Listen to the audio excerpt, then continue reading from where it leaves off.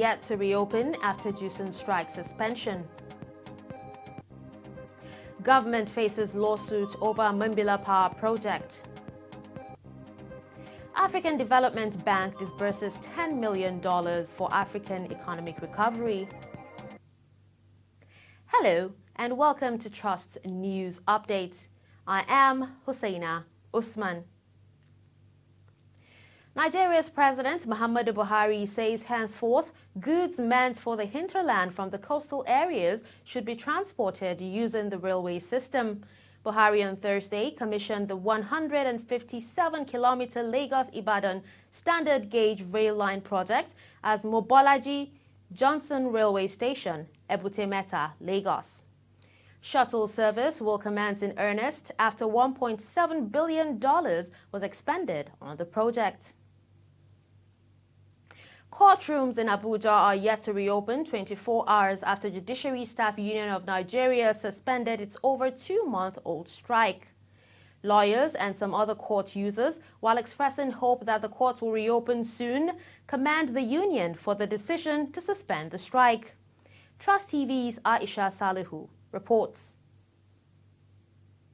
Members of the Judiciary Staff Union of Nigeria have recently suspended an industrial action that lasted for over 2 months, following a meeting held by the National Executive Committee and the National Judicial Council.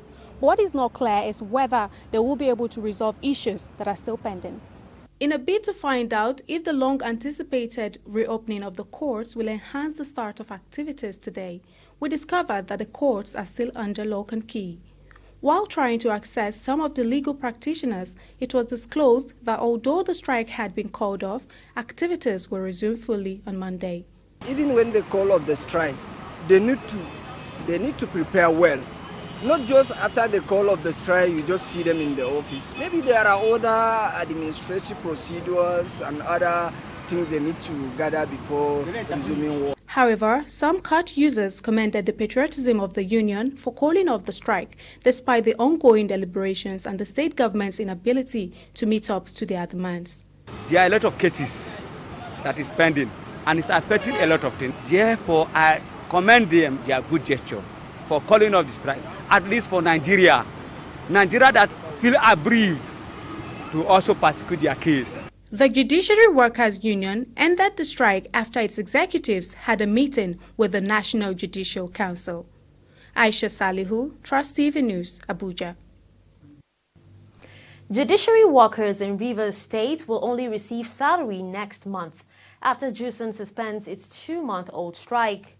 It is in line with the no work, no pay policy of Governor Nyesom Wike administration. Nigeria's government has set new conditions for Twitter, Facebook, and other social media platforms to be allowed to operate in the country. The firms must register with relevant agencies, pay taxes, and obtain licenses from National Broadcasting Commission, NBC. Social media platforms must register with Corporate Affairs Commission and pay taxes as well as obtain license before they can operate in Nigeria.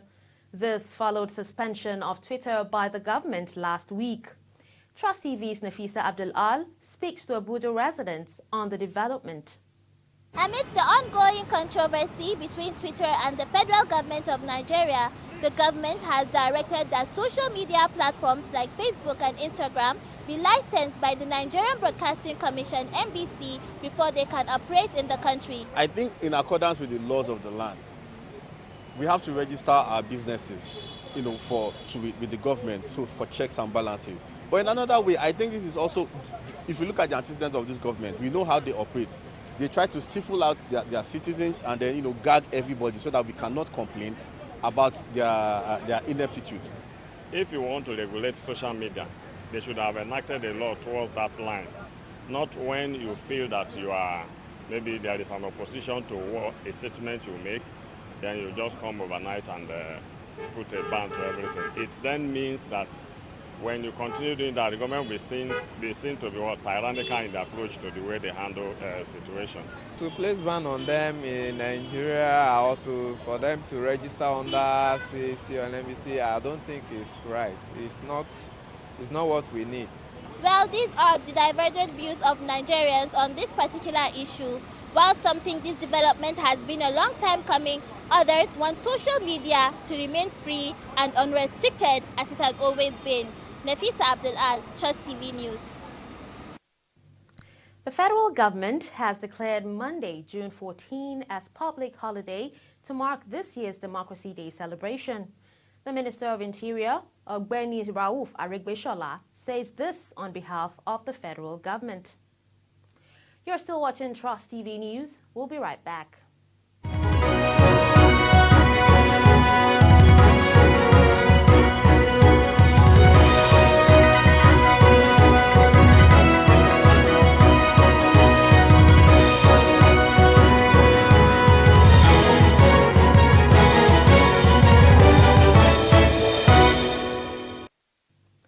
Welcome back and thanks for staying with us. Still in the news, stable electric power supply may be difficult to achieve in Nigeria as a company promoting 3,050 megawatts Mambila hydroelectric power project is demanding a $400 million compensation claim. The company has filed a lawsuit at the International Court of Arbitration in Paris, France.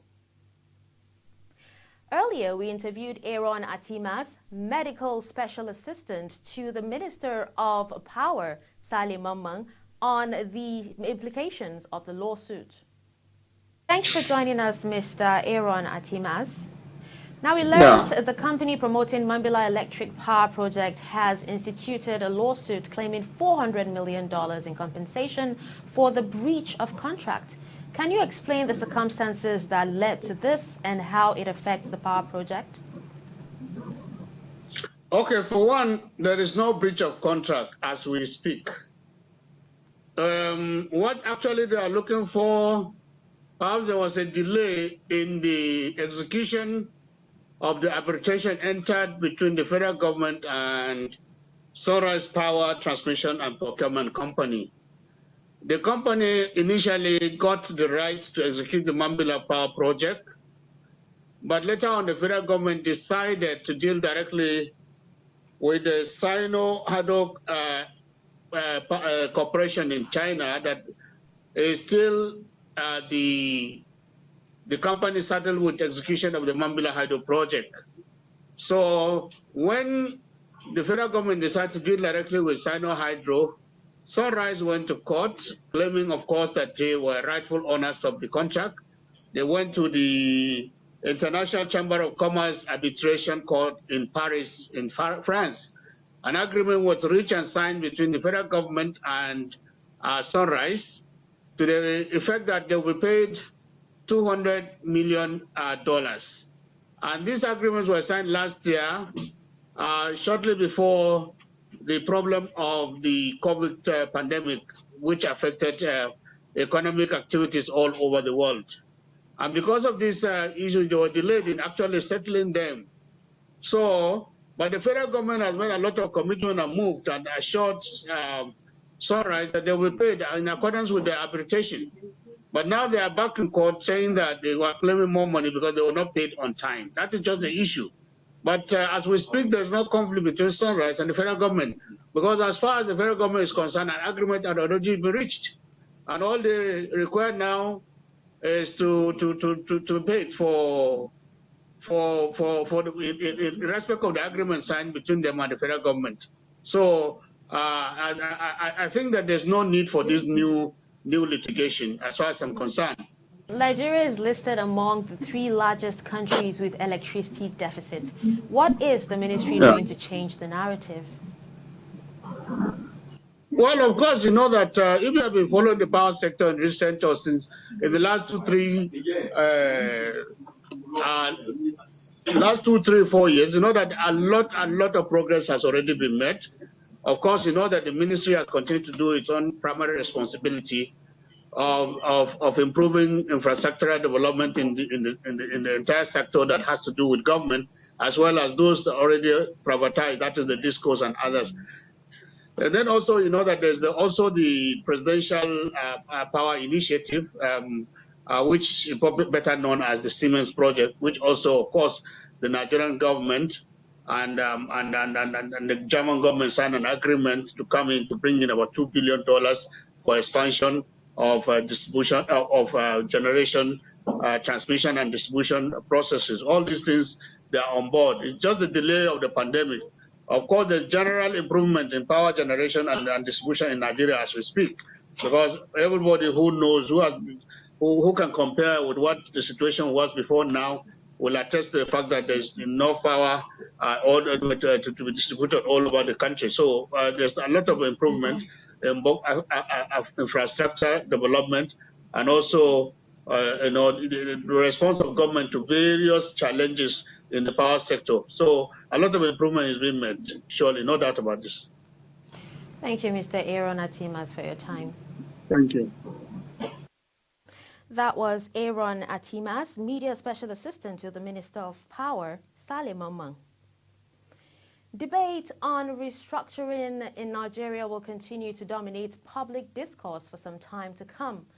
But a member of the opposition People's Democratic Party and a former political associate of President Muhammadu Buhari, Buba Galadima, differs with proponents and opponents of restructuring, saying what the country needs at this critical period is attitudinal change. The restructuring they are talking about, they are attacking it from the wrong side. Nigeria needs restructuring in the sense that there are a lot of things that are happening which are not correct. We have to straighten them up. But even if we straighten them up, that will not be the solution to Nigeria's problem until you and me change our attitude.